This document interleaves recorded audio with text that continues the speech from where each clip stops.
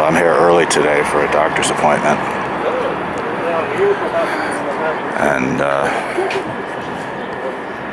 figure I might as well check in on the payphone while I've got 20 minutes, half hour to spare.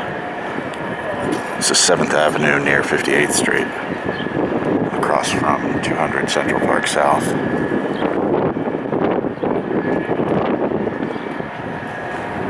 Let's see what we got here.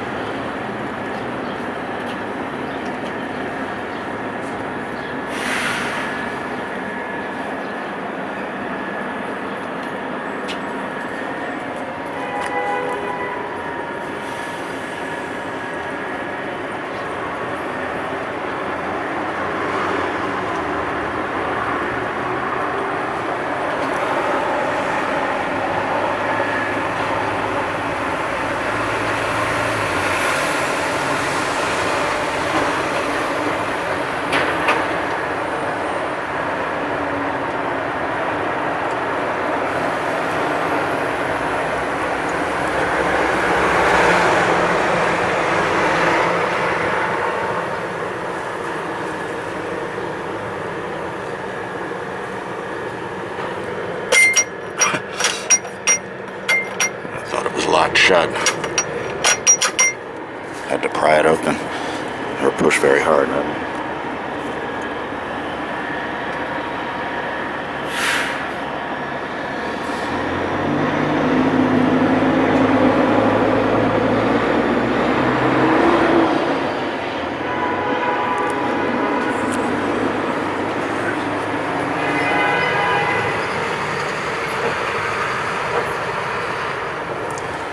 So the moment of truth. Do we have dial tone? Ouch! We have something. Invalid number.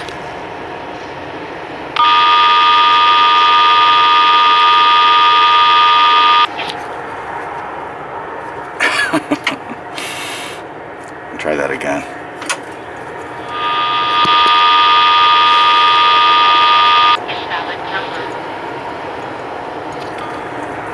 It's loud enough that I can hear it even while I hold it up to the phone. I mean, up to the camera. Try 311.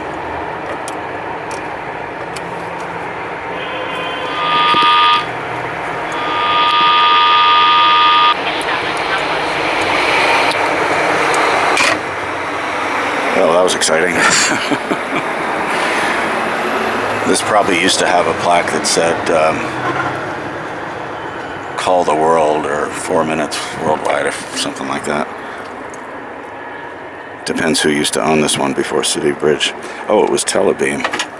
Look at that, the City Bridge placard is gone, and you can see the Telebeam one that they just put the City Bridge one on top of.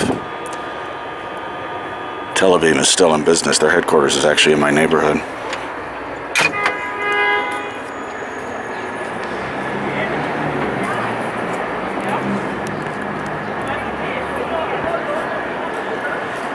And there rises another one of those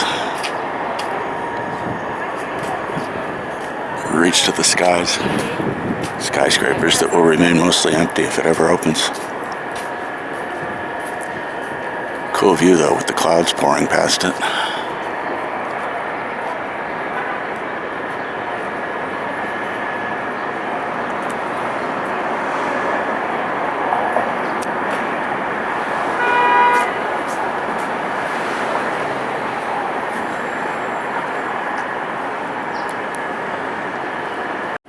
And from across the street I spotted this one, standalone clamshell, which I actually remember using a long time ago.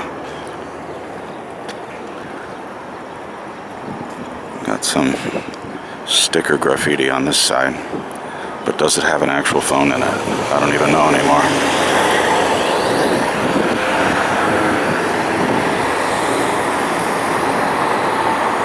Drop all charges for every protester. Hey, why not?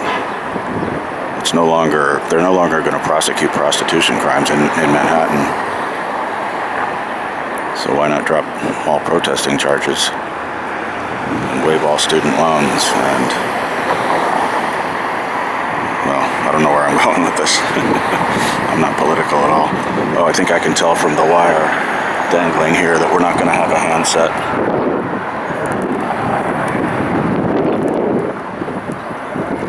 Or even a phone. Yep.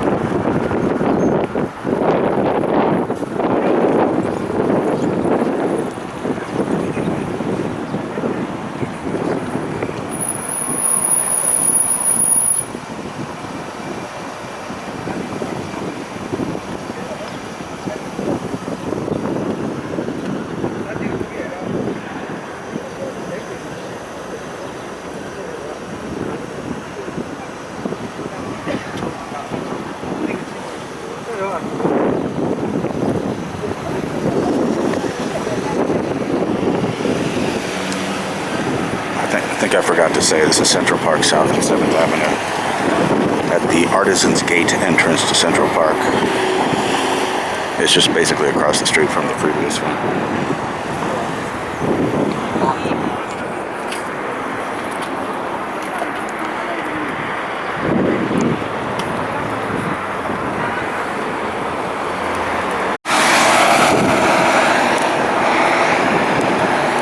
I've been told that this place across the street, the New York Athletic Club, has some phone booths inside. And they probably still have the old dead payphones in there. Those would have been Verizon phones. But this is one of those places where you come out, it's an athletic club where you come out feeling like $1 million because you went in feeling like $1 billion. You're only allowed to cross through those doors if you're extremely wealthy. So I wouldn't think they'd welcome riff-raff like me just to come in and take a look at their payphones. But a guy can dream, right? I contacted certain other of these wealthier than you institutions that I understood had phone booths inside, just to see if they'd let me in for 5 or 10 minutes. I think I contacted Harvard Club, Yale Club, I don't know what else, and they all just ignored me. And that's what I expect would happen here. So I'm stuck documenting low-hanging fruit like this. And I'm fine with that.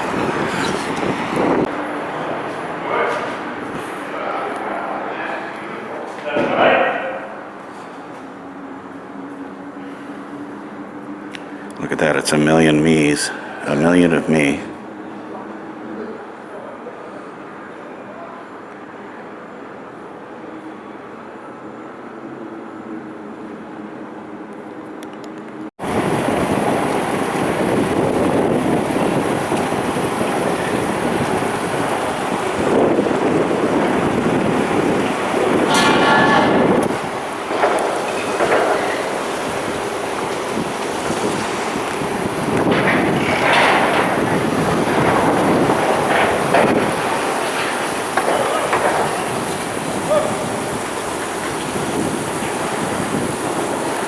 checked my skin, and I still have some. Huh?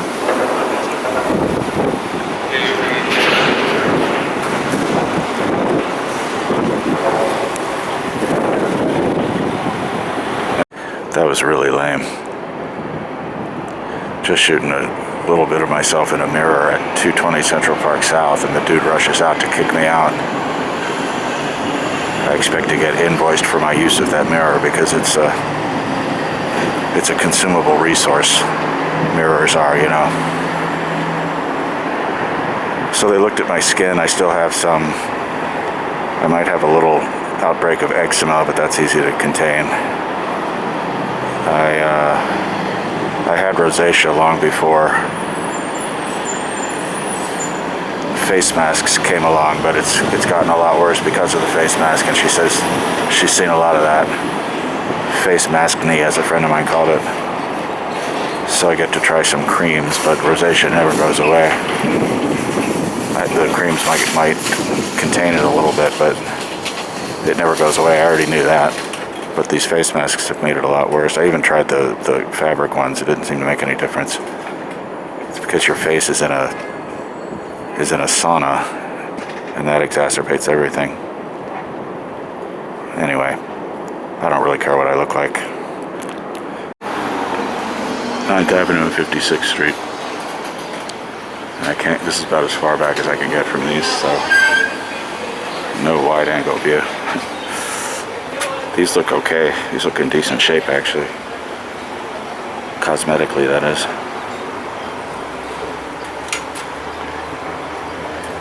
No dial tone.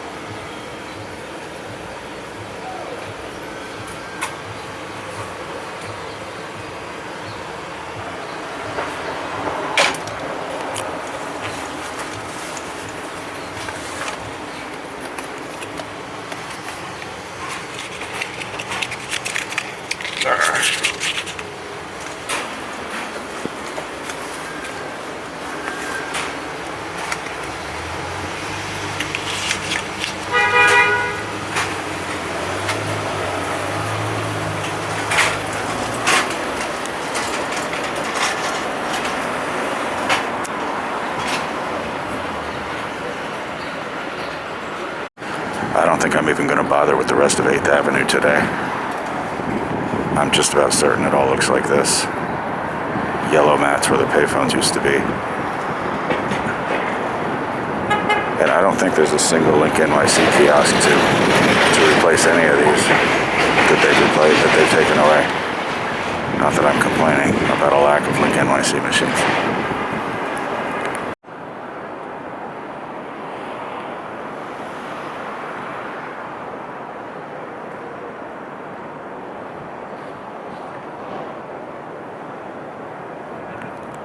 There are still some payphones in here, at least 2 in the main lobby, and according to a reliable source, a couple others elsewhere in the venue.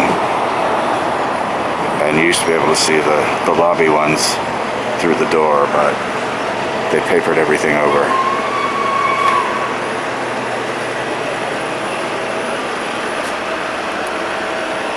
They should still be in there though, although I'm pretty sure they don't work. The smaller hall next door to the main Carnegie Hall is called Weill Recital Hall. They changed it a long time ago. It used to be called Carnegie Recital Hall, or maybe it was called Carnegie Concert Hall, but they changed the name of it because too many performers were trying to fool other concert organizers into thinking that they had played the real Carnegie Hall when all they played was the small Carnegie Hall.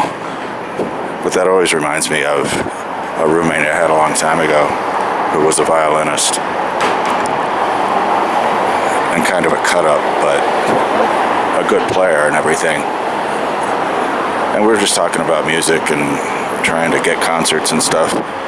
And he was just like, look, Mark, if you ever need to bump up or pump up your resume a little bit, you can go ahead and say that you and I performed the complete Beethoven violin sonatas. I've got some venues, some fictional venues that nobody's ever questioned, and what became the fad around the time he told me this was for performers to conspire and this kind of thing and say that they had played at a library somewhere out in Texas, and they were free to say that because the library had just closed, gone out of business, the concert organizer retired, and there was basically no way to verify the claim. And this worked. This got gigs for this person, and he's doing all right now as far as I know. He's a principal violinist at some not major orchestra, but respectable orchestra. He's making a living at it. And I've never lied in any way that I can recall on a resume like that, but lots of people do, and lots of people get ahead doing it. And if I've said it before, I'll say it again. Lying works. That's cool. Look at the clouds reflecting on 157th Street. A friend of mine has a hobby of interviewing door people. It's common to call them doormen because they're virtually all men. But he interviewed the door person of this place, and that person told him that only one person lived in this entire building. One person.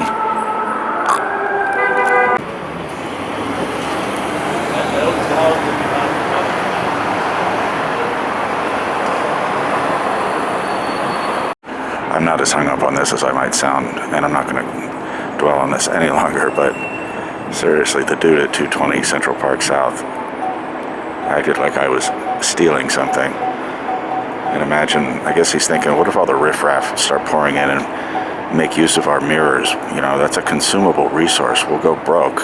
We can't have people looking at themselves in our mirrors. Now get out of here. I didn't want to say anything because I thought maybe I was missing something, but that sign for 6.5 Avenue seemed kind of far from where 6.5 Avenue really is, which is all the way down here, across the street from 37 West 57th. This little corridor has for a long time now been occupied by these cute sculptures by Tom Otterness, and he also has a payphone related piece at the 14th Street subway station, 8th Avenue,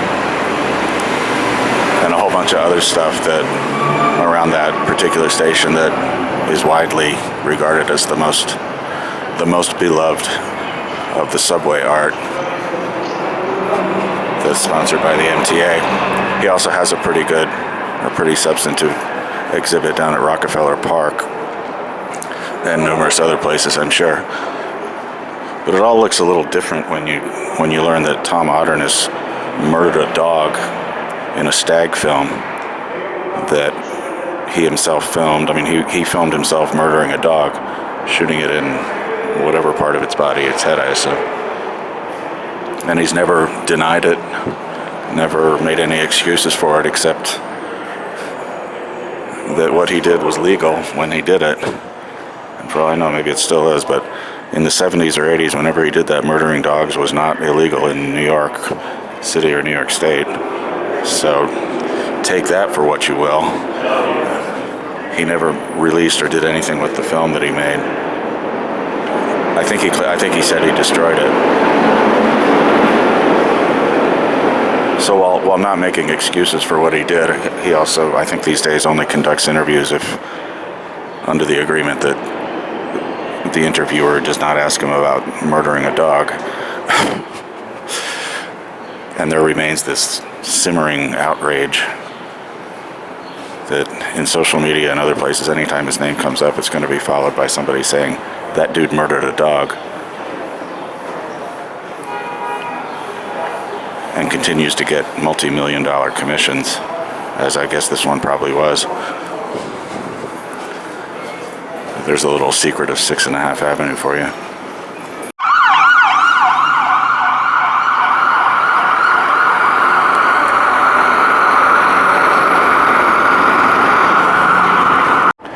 There are said to be 4 payphones inside this place, the Peninsula.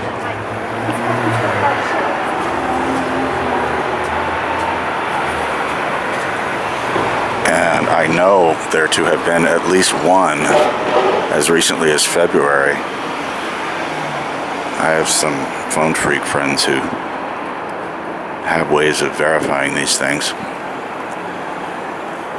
But that last working one was cut off sometime between February and, I don't know, the last few weeks. But I'll bet the phone itself is still there, and maybe I'll look for it when the place reopens. I used to go there into this place for after work biscuits and booze. Where did I get that from? Hors d'oeuvres and booze, I guess. Just the company would pay for that sort of stuff every once in a while. But that was a long time ago. I don't remember looking for phone booths back then. And if I noticed them, they wouldn't have been unusual to me. But I'll bet they're still in there. They're just not working anymore. I have absolutely documented these before, but I wanted to revisit. This is 6th Avenue and 55th in Midtown. These two phones were briefly taken over by an art project called Titan. It was organized by Bree Zucker and a co-curator from, I'm sorry, a gallery I just can't remember how to pronounce. But the ad panels were taken over by artwork, and some of it was really cool. The only evidence left now is that the credit plaques, the little plaque that said what the name of the art was and the artist responsible for it, that used to be here, but it's gone.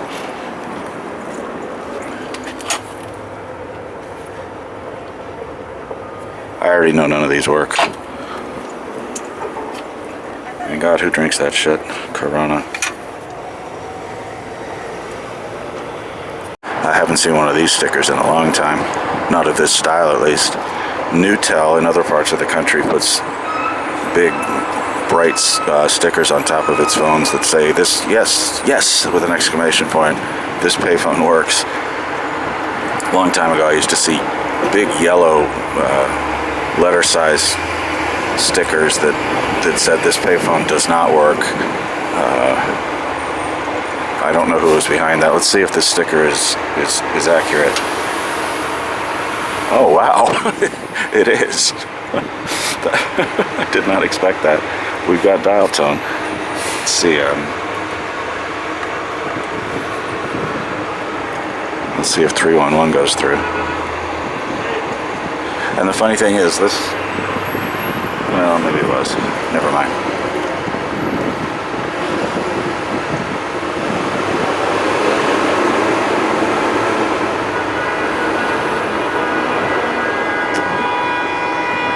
No, it does not go through.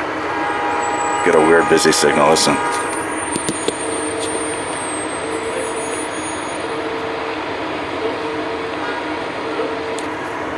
Sounds like some kind of European signal. Oh, here we go.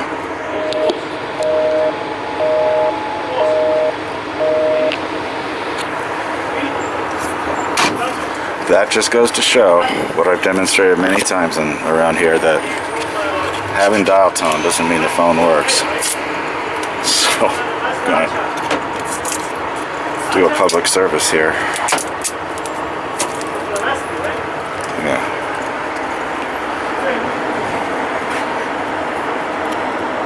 Okay, forget what excuse me.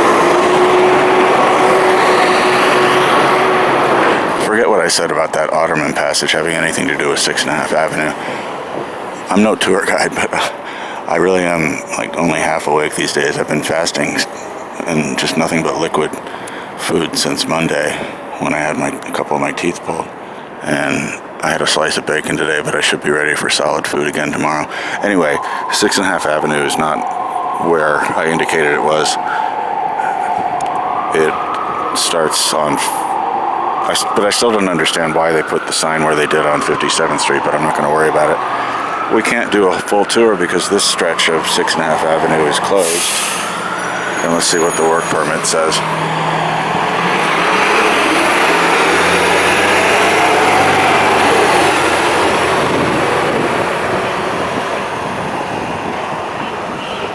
Half the time I don't know what the hell this means. This particular piece of road has always been a sticking point for me because I thought certain I had a done deal on getting a rent stabilized 1-bedroom in this building. I still have some of the paperwork for it. This is the one neighborhood I really, really wanted to live in from the moment I landed here. But of course, the moment I landed here, it was way too expensive. But then I got corporate, I stayed corporate, and I was making good enough money that I could have afforded this. But I just got a complete bait and switch by a whole series of Prudential brokers, Prudential Realty,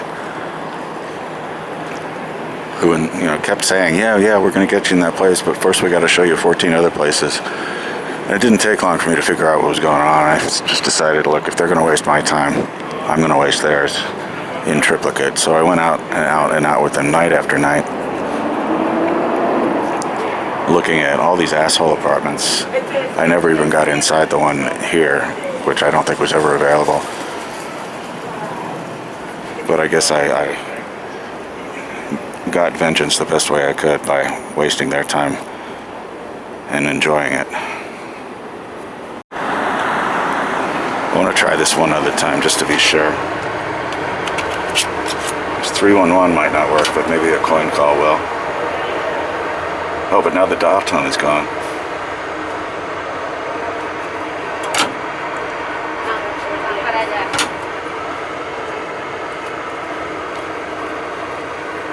Yeah, the dial tone's not even there.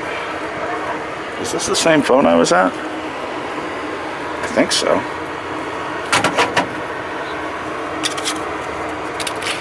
Like I said, I'm not altogether sentient these days, having been basically fasting since Monday.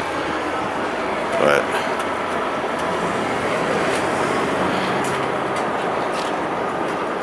I'll go see if it could have been the other one.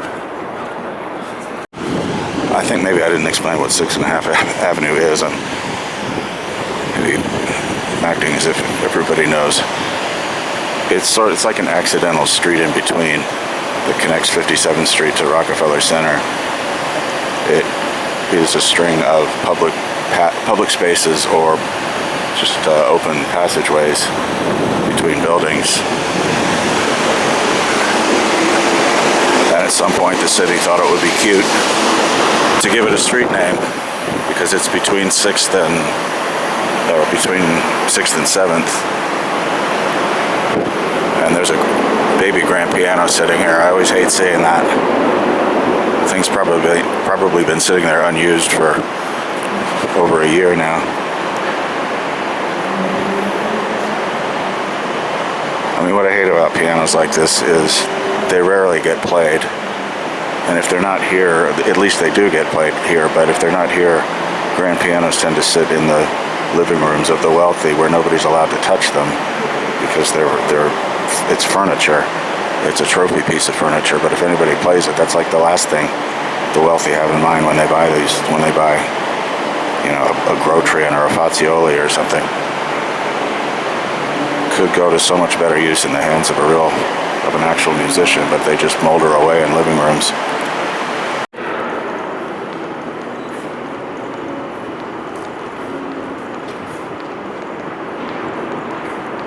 But I don't think it's cool to leave a piano out like that. I think they said its real feel today is like 30 degrees. And by the way, who turned on the cold? I was wearing shorts and a sleeveless shirt a couple of days ago. It's supposed to be warmer this weekend.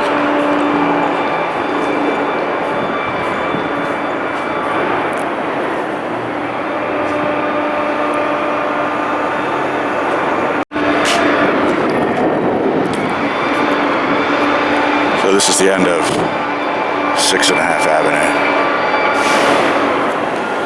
which leads into the Concourse. which leads to my 181, which is my P.O. box that's been my permanent address in New York since 1991, I think.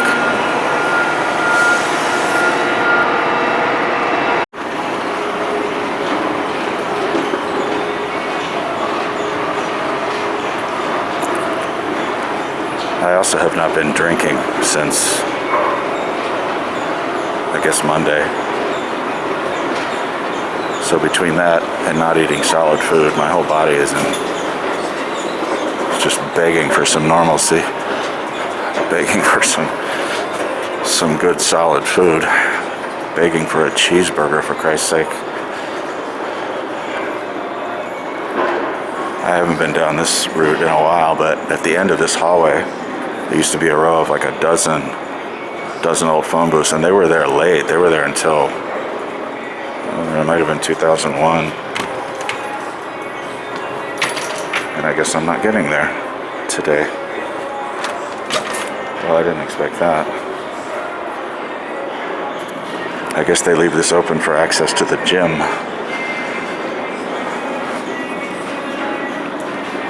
It's too bad. That's an interesting little passageway. Maybe I'll get to see it again someday. Well, this is the building where I earned my spurs in terms of corporate ladder climbing, corporate failing up. And just over Tim Anderson's head is what used to be my corner office. The place was bigger than my first 3 apartments in New York combined, but I never really enjoyed being in it. Looks like they got rid of all the water fountains out here. There used to be a big pool. That's all gone. And I guess this will fill up with tables at some point if anybody ever comes back to work at this building.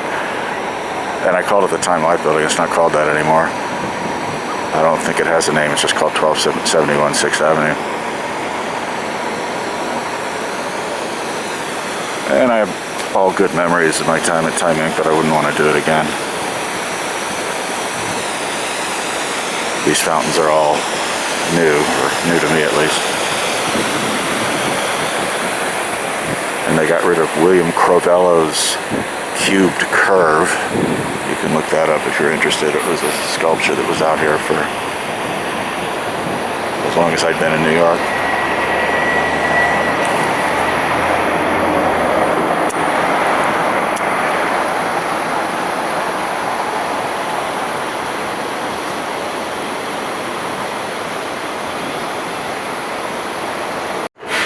But let's go downstairs for the only thing there really is worth seeing at Rockefeller Center. Besides my post office box, which is not exactly a sight to behold.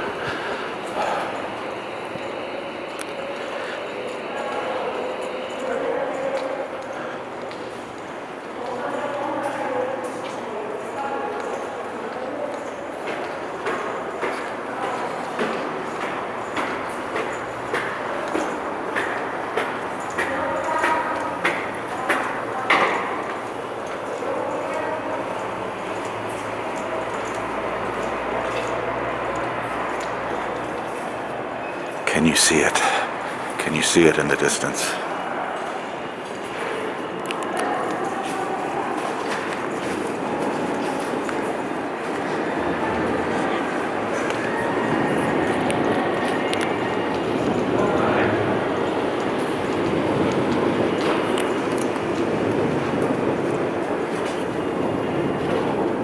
It's one of the few payphones in Midtown you can expect to work. It's a PTS rig, of course. The only reliable brand in New York. Got a nice dial tone.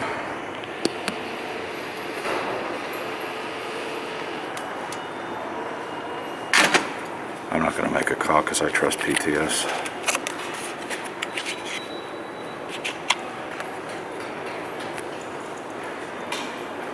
That used to be another one. And this whole wall, I think, used to have about 8 of them. I see people use this phone pretty frequently, although it does tend to be a magnet for the disturbed who pick up the phone and look like they're talking to somebody when they are not. I see a lot of that around Midtown.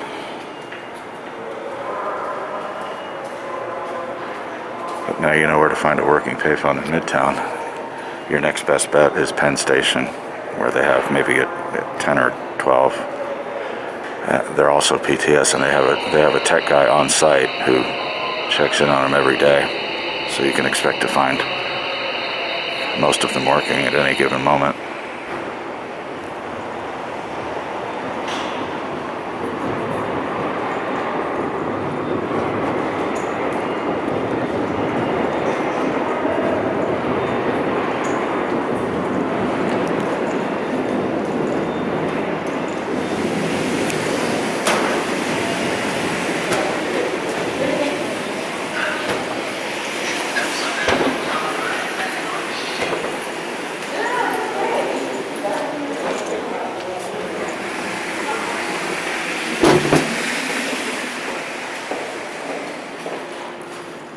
Probably no video allowed down here, but I think I just skillfully evaded the glance of a security guard who would have wielded his baton and beat me senseless.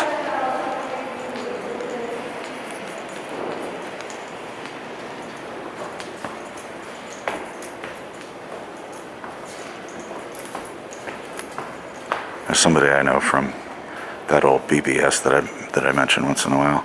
Her screen name was Epi. And anytime I see this Eddie's shoe shine place, I think it says Epi's.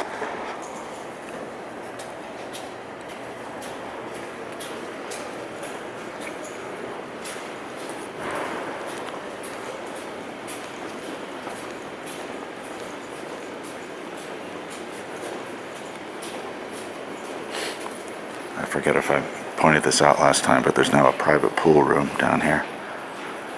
Sharks. Wonder how well that's doing.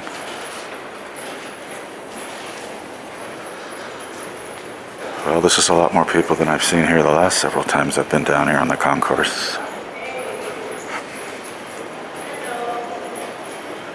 Word is things really are picking up.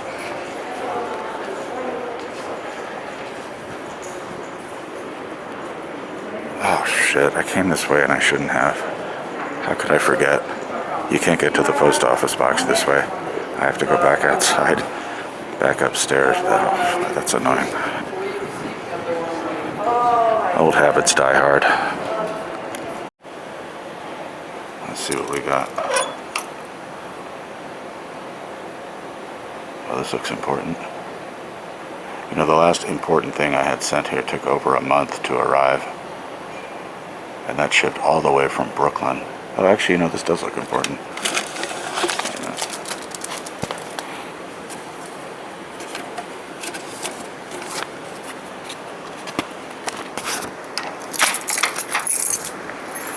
Oops, sorry.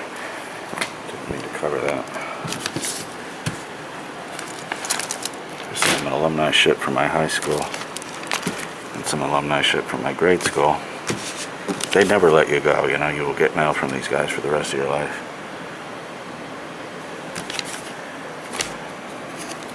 That's my high school.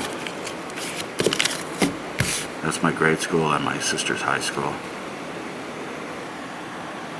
If you can make sense of that logo. Looks like the... What's going on here? Is the H humping the M, or is the M going down on the H? I don't know, the M looks like it's putting in all the work though. And the N looks like it's just having a good old time. Yeah, I've noticed this before, that's just a strange logo. It's like you need 3D glasses to really understand it. And that's my high school again.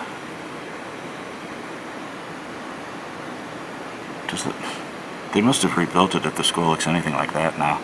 I don't remember it looking like that.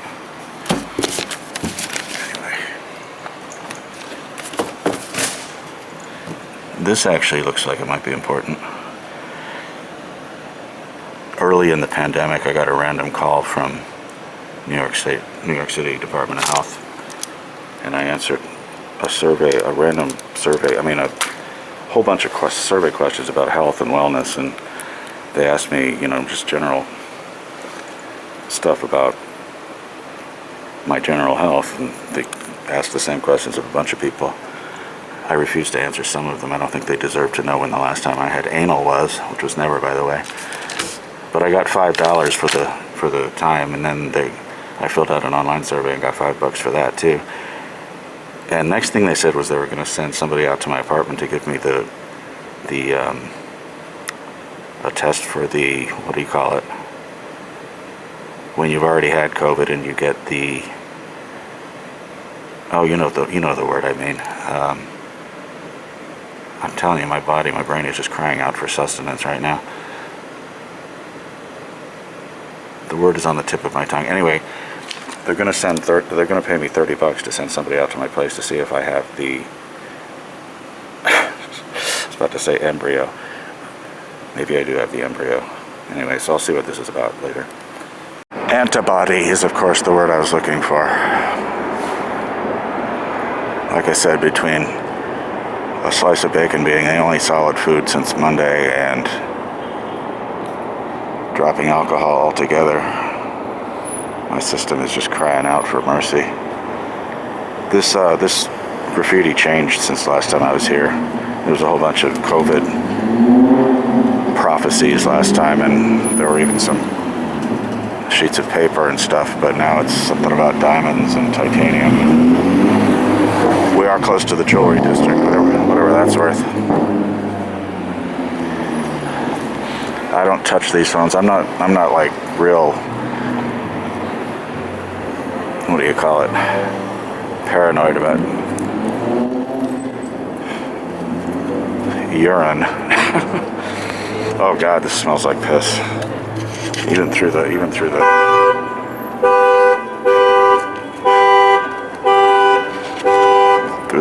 face mask. I'm not gonna touch this one.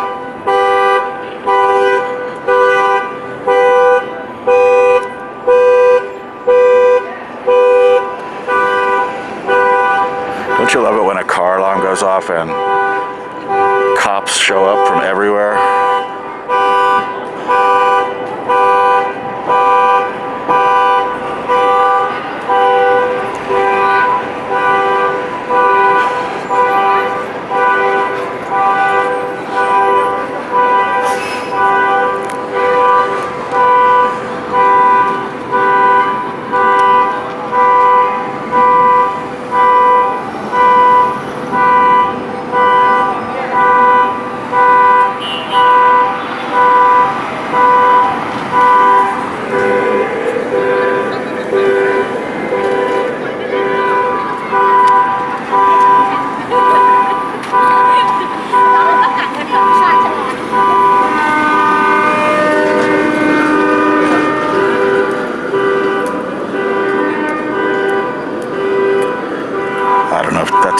But this is what it's like trying to make a phone call on LinkNYC.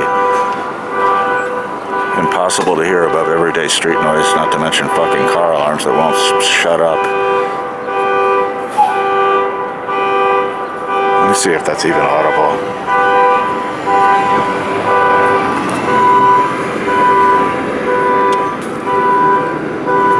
It may not even be connected. I can't tell you how many times I've tried making calls through those things, and it says it's connected. It looks like it's connected. The timer starts ticking, but you never actually connected. Welcome to the smart city.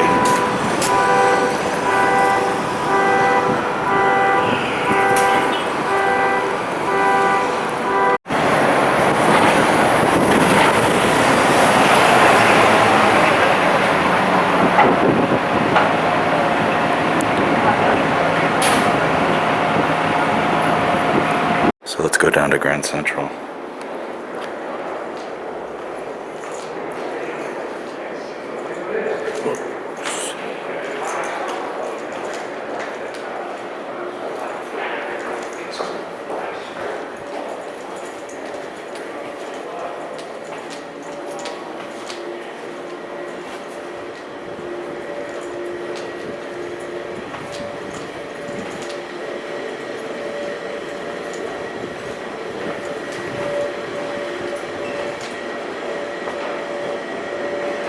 I think this might mean one of the passages is open.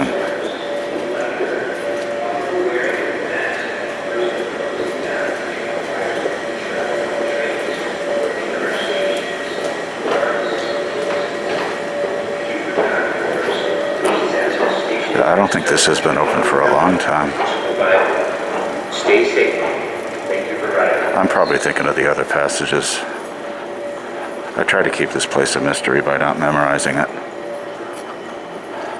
In fact, I'm now reasonably certain I have actually been here through this since the pandemic commenced. And even when it's like rush hour, this passageway always seems to be empty.